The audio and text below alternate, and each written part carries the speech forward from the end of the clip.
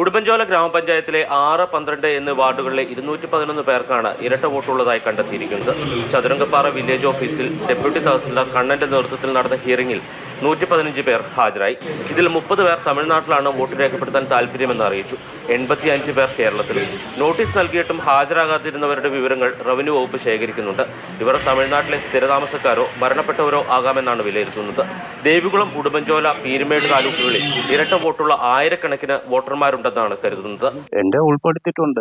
പക്ഷേ സാധാരണമായിട്ട് ഇരിക്കുന്നതെന്ന് വെച്ച് കഴിഞ്ഞാൽ ഇവിടെ 56,000 വോട്ട് ഉള്ളപ്പോൾ ഞങ്ങളുടെ ആയിട്ട് ഒരു 107 പേരുടെ മാത്രം വരേണ്ട കാര്യം എന്നതിനായിരിക്കും എന്നുള്ളത് ഒരു സങ്കടകരമായിരിക്കും. അവിടെ പോയായിരുന്നു എനിക്കിവിടെ തന്നെ വോട്ട് വേണം എന്നുള്ളത് നിർബന്ധിച്ച് നമ്മൾ കൊടുക്കുകയായിരുന്നു. ഇരട്ട വോട്ടുള്ളവരെ നീക്കം ചെയ്യുന്നത് സംബന്ധിച്ച പരിശോധന വരും ദിവസങ്ങളിൽ തുടരും. ഇതിന്റെ ഭാഗമായി തമിഴ്നാട്ടിലെ തേനി ജില്ലയിലെ ഫോട്ടോ പതിച്ച വോട്ടർ പട്ടിക ഔദ്യോഗികമായി ആവശ്യപ്പെട്ടിട്ടുണ്ട്. ഇത് ഉടുമ്പൻചോലയിലെ വോട്ടർ പട്ടികയുമായി താരതമ്യം ചെയ്ത് പരിശോധിക്കും. എന്നാൽ ഇരട്ട വോട്ട് സംബന്ധിച്ച് വ്യാപക പരിശോധന ഉണ്ടാകില്ല.